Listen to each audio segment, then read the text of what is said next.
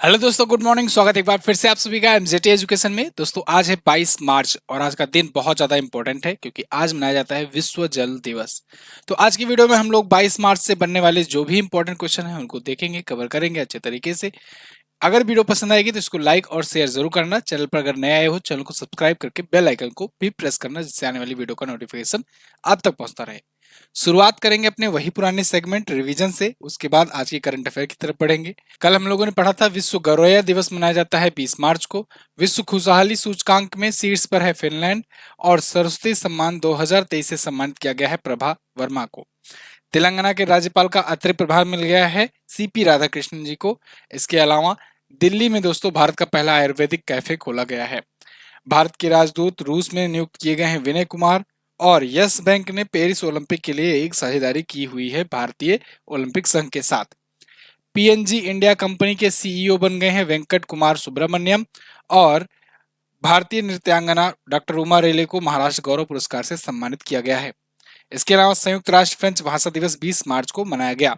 ये top 10 current affair के question थे कल की वीडियो से, जिनका आपने किया है 1 मिनट में रिवीजन। अब हम लोग बात करेंगे आज की करंट अफेयर की तरफ, लेकिन एमजेटी ऐप पर इसकी क्विज और पीडीएफ मिलेगी, उसको आप लोग जरूर जा करके एक्सेस किया कीजिए बिल्कुल फ्री में, ठीक है। पहला क्वेश्चन, हाल ही में निम्न में से कौन सा दिवस 21 मार्च को मनाया गया? देखो 21 मार्च का दिवस बहुत ही 21 मार्च मतलब दिन जो है बहुत ही इंपॉर्टेंट है। 4 महत्वपूर्ण दिवस मनाए जाते हैं। एक तो मनाया जाता है नस्लीय भेदभाव उन्मूलन के लिए अंतर्राष्ट्रीय दिवस। एक मनाया जाता है विश्व वानिकी दिवस। एक मनाया जाता है विश्व कविता दिवस। एक मनाया जाता है विश्व डाउन सिंड्रोम दिवस। आज के क्वेश्चंस में मैंने दो क्वेश्चंस को लिया हुआ है। दो मैं कल बता दूंगा आपको, ठीक है। तो दो दो करके बताएंगे तो ज्यादा अच्छे से तैयार होगा। चारों दिवस मनाया जाता है, ये बात ध्यान रखना। डिटेल्स जो है मैं कल आपको बता दूंगा दो का। तो आज नस्लीय भेदभाव उन्मूलन के लिए जान लो और विश्व वानिकी के लिए जान लो। उपरोक्त दोनों यहाँ पर लगा दो आंसर, एक एक करके देखो। ये नस्लीय भेदभाव के खिलाफ अवेयरनेस फैलाने के लिए ये दिवस मनाया जाता है। दोस्तों नस्लीय भेदभाव दुनिया में लगभग लगभग हर देश में होता ही है। नस्ल के आधार पर जो उनसे भेदभाव किया जाता है। जैसे अगर मैं बात करूं अमेरिका वगैरह में, जो दुनिया भर के लोगों को ज्ञान देता रहता है, वहां पर खुद ब्लैक एंड व्हाइट में हमेशा प्रोटेस्ट होता रहता है। ब्लैक मैटर्स जैसे कैंपेन चलते रहते हैं, आपने सुना भी होगा कई बार। तो ये जो तारीख चुनी गई है ना 21 मार्च, ये 1960 में दक्षिण अफ्रीका के सार्वविले में, साउथ अफ्रीका के सार्वविले में पुलिस ने रंग भेद के खिलाफ एक मैसेकर किया था। जैसे अपने यहाँ जलियांवाला बाग हत्याकांड एक बार हुआ था, वैसे ही यहाँ पर एक मैसेकर हुआ था पुलिस के द्वारा। यहाँ पर क्या हुआ था, पुलिस ने शांतिपूर्वक प्रदर्शन कर रहे थे लोग और नस्लीय भेदभाव के खिलाफ, वहां पर गोलियां चला दी थी और 60 से अधिक लोगों को, 69 लोगों को मार डाला था। तो ये दिन उस लिए चुना गया। बाकी पूरी दुनिया में मनाया जाता है नस्लीय भेदभाव उन्मूलन के लिए अंतर्राष्ट्रीय दिवस। थीम काफी लंबी है तो याद आपको नहीं करना है, लेकिन बस जानकारी के लिए जान लो। A decade of recognisation justice and development, implementation of the international decade for people of African descent. तो ये है इसका दिवस।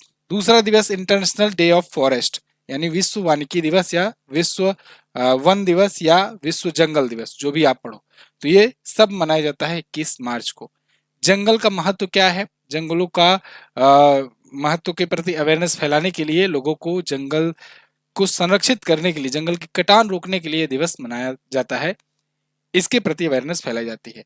आपको पता होगा अमेजन का जो जंगल है ना, ये दुनिया का या कहीं धरती का फेफड़ा कहा जाता है, क्योंकि ये ऑक्सीजन उतना प्रोड्यूस करता है। यहाँ पर वनों के महत्व के बारे में बताया जाता है। देखिए थीम क्या है, forest and innovation, new solution for a better world. ये है इस बार की थीम। 21 मार्च को ये भी मनाया जाएगा। बाकी दो दिवस अभी ध्यान में रखो, कल इसके बारे में डिटेल में बताऊंगा। एक विश्व कविता दिवस, एक विश्व डाउन सिंड्रोम दिवस, ठीक है। आगे ये लिस्ट है अभी तक की। अगला, स्वदेशी रॉकेट बनाने वाली कंपनी भारत की दूसरी निजी कंपनी कौन बनी है? तो स्वदेशी रॉकेट बनाने वाली भारत की दूसरी प्राइवेट कंपनी दोस्तों बन गई है अग्निकुल कॉस्मोस। अग्निकुल कॉस्मोस आज यानी 22 मार्च को एक इतिहास रचने जा रही है। ये दोस्तों दुनिया का पहला 3D प्रिंटेड रॉकेट लॉन्च करने जा रही है आज, और ये होगा अग्निबाण। इसके बारे में मैं पहले भी जिक्र कर चुका हूं कुछ महीनों पहले, जब इन्होंने बनाया था तब। अब ये रेडी है लॉन्च के लिए। तो ये तमिलनाडु से लॉन्च किया जाएगा। यहाँ पर देखिए, Tamil Nadu creates history with India's second privately developed rocket. Actually में तमिलनाडु की राजधानी चेन्नई में इसका हेडक्वार्टर है अग्निकुल कॉस्मोस का, तो इसलिए यहाँ पर तमिलनाडु क्रिएट हिस्ट्री लिखा जा रहा है। बाकी इसरो भी मदद कर रहा है। इसरो भी चाहता ही है कि उसका भी कोई एक प्राइवेट प्लेयर आ जाए जो उसकी हेल्प करे समय समय पर। तो यहाँ पर अग्निकुल स्काई रूट के बाद, ध्यान रखना, स्काई रूट पहली प्राइवेट कंपनी बनी थी भारत की, प्राइवेट स्पेस कंपनी। यहाँ पर ये दूसरी प्राइवेट स्पेस कंपनी बनी हुई है अग्निकुल। 22 मार्च यानी आज के दिन ये अग्निबाण लॉन्च करेंगे। अग्निबाण अग्निकुल का रॉकेट है, ये ध्यान रखना। कहां से लॉन्च करेंगे? आंध्र प्रदेश की श्रीहरिकोटा सतीश धवन अंतरिक्ष केंद्र से, जहां से इसरो अपना लॉन्च किया करता है। तो लॉन्च पैड वही है, वहीं पर ये किए हैं। अच्छा, लॉन्च पैड से याद आया, देखो ये आंध्र प्रदेश का लॉन्च पैड है। एक अभी लॉन्च पैड की आधारशिला रखकर आए हैं मोदी जी तमिलनाडु में, तो वो बन रहा है। एक और लॉन्च पैड तमिलनाडु में हो जाएगा। अब देखो इसके कुछ और फैक्ट हैं, इस रॉकेट के खास बातें हैं जो इसको दुनिया से अलग और अद्भुत बनाती हैं। ये किसी लॉन्च पैड से भारत का पहला लॉन्च होगा निजी, ठीक है ना, निजी लॉन्च पैड से। या भारत का पहला अर्ध क्रायोजेनिक इंजन संचालित रॉकेट प्रक्षेपण होगा। इसके अलावा दुनिया का पहला single piece 3D printed engine है, जिसे स्वदेशी रूप से यह डिजाइन भी किया गया है। इन सब खासियत के साथ आज लॉन्च होगा अग्निबाण। ठीक है, चलिए अगला। ये वही डिटेल्स इंग्लिश में है दोस्तों, आपको इंग्लिश और हिंदी दोनों में प्रोवाइड किया जाता है कंटेंट, और ये पीडीएफ के माध्यम से आपको टेलीग्राम पर भेजा जाता है बिल्कुल फ्री में। तो आप जो है इसको जरूर डाउनलोड किया कीजिए टेलीग्राम पर जा करके, ठीक है ना। अगला, विक्रम साराभाई अंतरिक्ष केंद्र द्वारा लॉन्च किया गया सखी ऐप, इसका संबंध निम्न में से किससे है?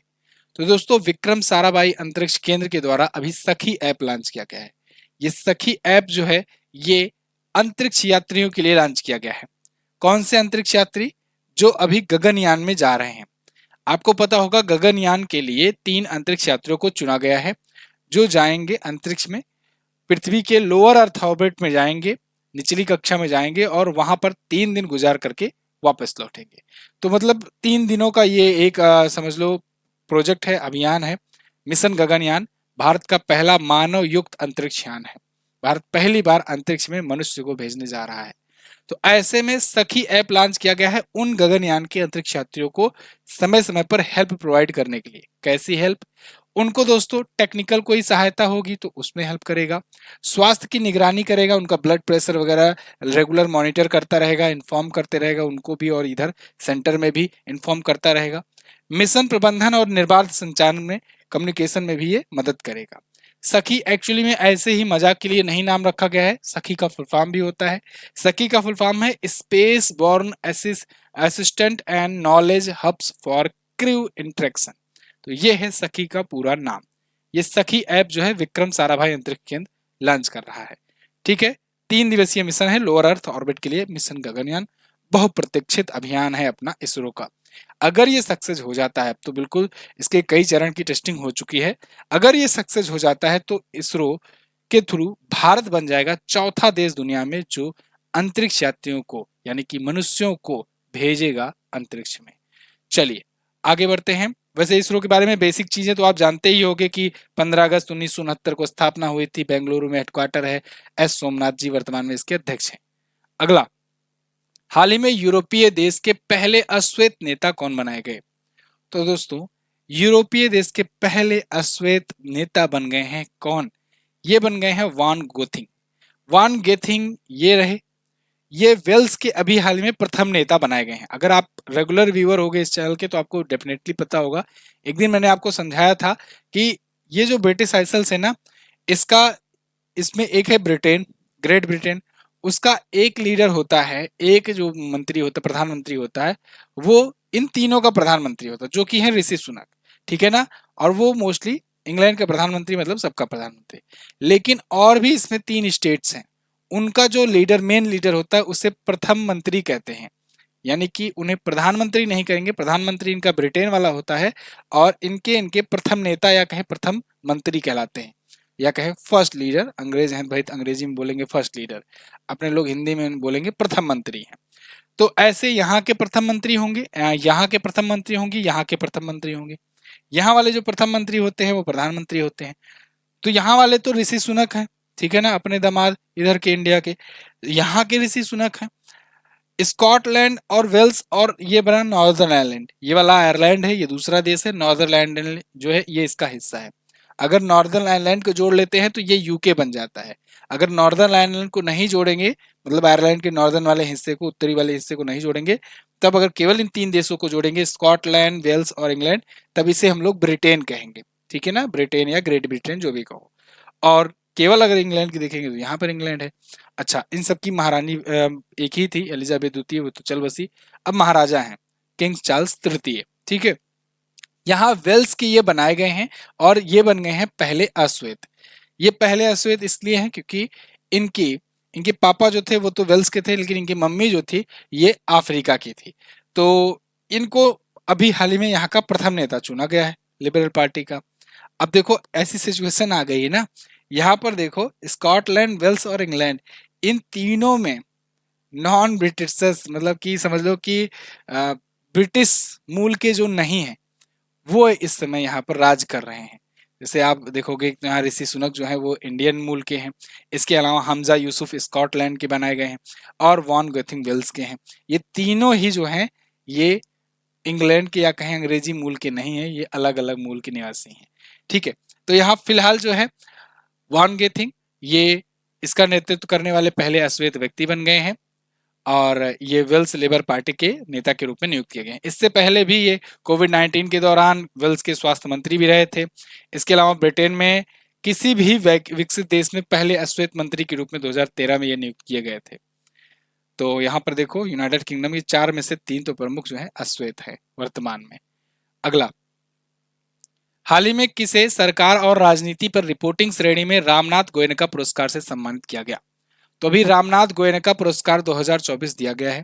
दोस्तों, जैसे पत्रकारिता के क्षेत्र में विश्व का सबसे बड़ा पुरस्कार होता है पुलित्जर, वैसे भारत में भी एक प्रतिष्ठित सम्मान होता है जिसे कहते हैं रामनाथ गोयनका पुरस्कार।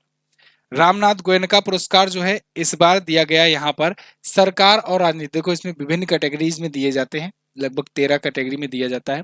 तो इसमें सरकार और राजनीतिक पर रिपोर्टिंग की कैटेगरी में, यानी सरकार और पॉलिटिक्स की कैटेगरी में दिया गया है रितिका चोपड़ा को ये अवार्ड। वैसे बहुत सारे लोगों को ये अवार्ड दिए गए हैं, ठीक है। रामनाथ गोयनका पुरस्कार अलग अलग कैटेगरी में, 3 मुख्य कैटेगरी में आपके सामने लाया हुआ हूँ। जैसे पर्यावरण और विज्ञान श्रेणी में तो जयश्री को दिया गया है, हिंदुस्तान टाइम्स की है। सरकार और राजनीति रिपोर्टिंग पर रितिका चोपड़ा को दिया गया है, ये इंडियन एक्सप्रेस की है। और प्रिंट श्रेणी में कीर्ति दुबे को दिया गया, ये बीबीसी हिंदी की है, ठीक। चलिए, तो पत्रकारिता में सर्वोच्च पुरस्कार पुलित्जर है। आप मुझे कमेंट करके बताओ पुलित्जर पुरस्कार इस बार का किसने पाया हुआ है। इसके अलावा जैसे प्रियजकर पुरस्कार और पुलित्जर अलग है। पुलित्जर जो है ये पत्रकारिता में, प्रियजकर जो है ये वास्तुकला में दिया जाता है, जो भी यामामोटो को दिया गया है वास्तुकला में। ऐसे ही मैथ के यानी मैथमेटिक्स के क्षेत्र में दिया जाता है एबल पुरस्कार। 6 क्षेत्रों में नोबल दिया जाता है, 6 क्षेत्र कौन है बताने की जरूरत नहीं है। ऐसे ही संगीत के क्षेत्र में ग्रैमी दिया जाता है, सिनेमा के क्षेत्र में ऑस्कर दिया जाता है। भारत में बात करें तो सिनेमा के क्षेत्र में दादा साहब फाल्के दिया जाता है, ठीक है। तो ये सभी सर्वोच्च पुरस्कार हैं, याद रखना। और भारत में ज्ञानपीठ दिया जाता है साहित्य की श्रेणी में। एक और जरूरी बात, आप भी अगर टॉप पर पहुंचना चाहते हो, पुरस्कार पाना चाहते हो, 80% का डिस्काउंट है एमजेटी ऐप पर। अभी वर्तमान में किसी भी बैच को अगर आप परचेज करते हो तो होली ऑफर आपके लिए शुरू हो चुका है। आपको क्या करना है, कूपन कोड यूज करना है होली 80। आपको सभी वीडियो कोर्सेज पर 80% का डिस्काउंट मिलेगा। इस समय पर आप बहुत ही बेहतरीन मौका है, आप जाकर के जीएस सफलता ले सकते हो, या फिर आप जाकर के आरपीएफ का बैच ले सकते हो, टेक्नीशियन का बैच ले सकते हो, या लोको पायलट का बैच ज्वाइन कर सकते हो। इनमें से कोई भी बैच ज्वाइन करना है तो बेहतरीन मौका चल रहा है। व्हाट्सएप का नंबर भी दिया गया है, अगर आपको कोई भी डाउट आएगा तो आप डिस्क्रिप्शन चेक कर लेना, व्हाट्सएप का नंबर मिलेगा। एमजेटी ऐप पर यह बैच अवेलेबल है, वहीं पर भी जगह जगह ऑप्शन मिलेगा, तो पूरा सहायता है। और एक और बहुत ही खास बात है जो मैं आपको कल बताऊंगा, आज नहीं बताऊंगा, पूरा उस पर डिटेल कर लिया जाए, उसके बाद कल मैं बताऊंगा। एक बहुत ही अच्छा चीज आपके लिए और दिया जा रहा है। फिलहाल एमजेटी ऐप पर ही ये सारी चीजें मिलेंगी। यहाँ पर जाकर वीडियो कोर्स सेक्शन में जाओगे तो यहीं पर आपको ऑप्शन मिलेगा, ठीक है। ई बुक लेना है तो ई बुक के ऑप्शन में जाइएगा। अगला क्वेश्चन देखते हैं। वर्ष 2024 में इंडिया मोबाइल कांग्रेस यानी आईएमसी और विश्व दूरसंचार मानकीकरण असेंबली की मेजबानी कौन सा देश करेगा? इंडिया मोबाइल कांग्रेस और विश्व दूरसंचार मानकीकरण असेंबली, इसकी मेजबानी भारत ही करेगा और भारत इसकी मेजबानी करेगा अक्टूबर में। इंडिया मोबाइल कांग्रेस हर साल होता है, तो इस बार भी होगा। इस बार इसका 8वां संस्करण होने जा रहा है। ये अश्विनी वैष्णव जी दिख रहे हैं आपको। तो इनके द्वारा यहाँ पर देखिए इलेक्ट्रॉनिक और इंफॉर्मेशन टेक्नोलॉजी के ये मिनिस्टर हैं, साथ ही साथ रेलवे मंत्री का भी ये प्रभार देख रहे हैं। तो 15 से 19 अक्टूबर के बीच में 2024 में ये होगा। इंडिया मोबाइल कांग्रेस 8वां संस्करण होगा। इसका मेन पर्पज होगा कि ग्लोबल सहयोग, ग्लोबल पार्टनरशिप को बढ़ाया जाए, दूरसंचार में, टेलीकम्युनिकेशन में क्या सुधार लाए जाएं, उन पर ये पॉलिसीज वगैरह यहाँ पर अनाउंस करते हैं। तो ये हर साल आयोजित होता है। अंतर्राष्ट्रीय दूरसंचार संघ के द्वारा, इंटरनेशनल टेलीकम्युनिकेशन यूनियन के द्वारा ये आयोजित किया जाता है। ठीक है जी, चलिए आगे बढ़ते हैं। हाल ही में भारतीय सेना ने कहां पर अपना पहला अपाचे लड़ाकू हेलीकॉप्टर स्क्वाड्रन बनाया? देखो, भारत का पहला ये अपाचे लड़ाकू विमान का स्क्वाड्रन है। स्क्वाड्रन आप ऐसे समझो कि एक बहुत ही आसान भाषा में समझो, एक टीम बन जाए जैसे, और उस टीम में एक एलीट क्लास के लोग खिलाड़ी हों। ऐसे ही अपाचे लड़ाकू विमानों का एक टीम बन रहा है, एक स्क्वाड्रन बन रहा है। इसमें केवल अपाचे लड़ाकू विमान ही होंगे, लड़ाकू हेलीकॉप्टर ऐसे कहें, विमान निकल गया गलती से। अपाचे लड़ाकू हेलीकॉप्टर होंगे और ये अमेरिका से हम लोगों ने खरीदा हुआ है। बोइंग कंपनी है, अमेरिका की डिफेंस कंपनी है, उससे खरीदा गया है अपाचे हेलीकॉप्टर। बहुत ही दुनिया में समझ लो टॉप क्लास का हेलीकॉप्टर माना जाता है फाइट के मामले में। तो इसका एक स्पेशल स्क्वाड्रन बनाया गया है, मतलब इस स्क्वाड्रन में केवल अपाचे हेलीकॉप्टर ही रहेंगे। ये स्क्वाड्रन राजस्थान के जोधपुर में जो है, ये पाकिस्तान बॉर्डर के पास में रखा जाएगा और ये क्विक रिएक्शन के लिए होगा। ठीक है ना? तो जोधपुर राजस्थान में होगा। पश्चिमी क्षेत्र में जमीनी संचालन को सुविधाजनक बनाया जाएगा इसके थ्रू। तो भारतीय वायुसेना पहले से ही यूज कर रही है। अब भारतीय सेना भी अपना एक लड़ाकू हेलीकॉप्टर का स्क्वाड्रन जो है ये शामिल की है। तो ये भारत में पहली बार हुआ है जब भारतीय सेना ने कोई लड़ाकू हेलीकॉप्टर के लिए स्क्वाड्रन बनाया है अपाचे का। बोइंग कंपनी के द्वारा इसे लिया गया है। अगला, हाल ही में दीपक कुमार को किस राज्य का नया गृह सचिव नियुक्त किया गया है? तो दोस्तों, अभी कुछ दिन पहले ही मैंने आपको बताया था कि उत्तर प्रदेश के गृह सचिव जो हैं वो बदल दिए गए हैं। उत्तर प्रदेश के गृह सचिव अब दीपक कुमार को बनाया गया है। ये किसके द्वारा बनाया गया? चुनाव आयोग के द्वारा। देखो, चुनाव आयोग ना मॉनिटर करती है आचार संहिता लगने पर कि कौन कौन से राज्य के गृह सचिव हैं जो गृह सचिव का काम देख रहे हैं, साथ ही साथ में कुछ और भी चीजें देख रहे हैं। अगर वो कुछ और भी चीजें देख रहे हैं तो उनसे कहा जाएगा कि भाई आप कुछ और ही चीजें देखो। कुछ और भी चीजें का मतलब सरकार में कुछ और प्रभार वो लिए हुए हैं। तो ऐसा देखते हुए चुनाव आयोग ने जब आचार संहिता लगाया, उसी समय 4 राज्यों के गृह सचिव को भी परिवर्तित कर दिया, मतलब उनको गृह सचिव के पद से हटा दिया। और यहाँ पर अब चुनाव आयोग ने नई नियुक्ति की हुई है। नई नियुक्ति के रूप में दीपक कुमार नियुक्त किए गए हैं। ठीक है ना? इनसे पहले जो थे, जो संजय प्रसाद थे, उनको हटा दिया गया था और अतिरिक्त मुख्य सचिव गृह का नियुक्त कर दिया गया इनको, दीपक कुमार को। ये 1990 बैच के आईएएस अधिकारी हैं। इनके पास पहले जो है वित्त, संस्थागत वित्त और बाह्य सहायता प्राप्त परियोजनाओं, माध्यमिक शिक्षा और आयुक्त वित्त विभाग का प्रभार था। ठीक है, चलिए, तो ये पूरी तरीके से समझो चुनाव आयोग के द्वारा नियुक्ति की गई है। चुनाव आयोग में 2 नए चुनाव आयुक्त आए हैं। इनका नाम बिल्कुल रटा होना चाहिए आपको, ज्ञानेश कुमार और सुखविंदर सिंह सुक्खू। और राजीव कुमार जी तो मुख्य चुनाव आयुक्त हैं ही। ये चुनाव आयोग पिछले दिनों में बहुत चर्चे में था, तो इसको बिल्कुल आपको याद रखना है। जैसे ये भाग 15 में है, इसके अलावा अनुच्छेद 324 में आता है। नियुक्ति राष्ट्रपति करता है, इस्तीफा, एक ने इस्तीफा दिया था, एक ने रिटायरमेंट ली थी, मतलब अरुण गोयल ने इस्तीफा दिया था और ये अनूप चंद्र पांडे अपना कार्यकाल पूरा करके गए थे अभी। उसके बाद ज्ञानेश कुमार और सुखविंदर सिंह सुक्खू आए। ये रटा होना चाहिए आपको, यहाँ से क्वेश्चंस कहीं से भी पूछा जा सकता है। ठीक है, चलिए, पूरे देश में डिजिटल समावेशन के लिए हाल ही में किसने भाषा नेट पोर्टल का अनावरण किया है? तो अभी हाल ही में दोस्तों नेक्सी ने भाषा नेट पोर्टल लॉन्च किया है। इससे क्या होगा? इससे पूरे देश में डिजिटल समावेशन में बढ़ोतरी मिलेगी, मतलब एक कदम आगे बढ़ पाएंगे। नेक्सी क्या है? नेक्सी मतलब National Internet Exchange of India. तो National Internet Exchange of India के द्वारा ये लॉन्च किया गया है भाषा नेट। इसमें नेक्सी ने ministry of electronic and IT के साथ सहयोग भी किया हुआ है। निक्सी यानी national Internet Exchange of India. तो इसका उद्देश्य यही है कि निक्सी और ministry of electronic and information technology जो है ये मिल करके भारत में डिजिटल समावेशन को बढ़ावा दें। यहाँ पर वही डिटेल इंग्लिश में है, पीडीएफ आपको दी जाएगी, वहां से आप पढ़ लेना।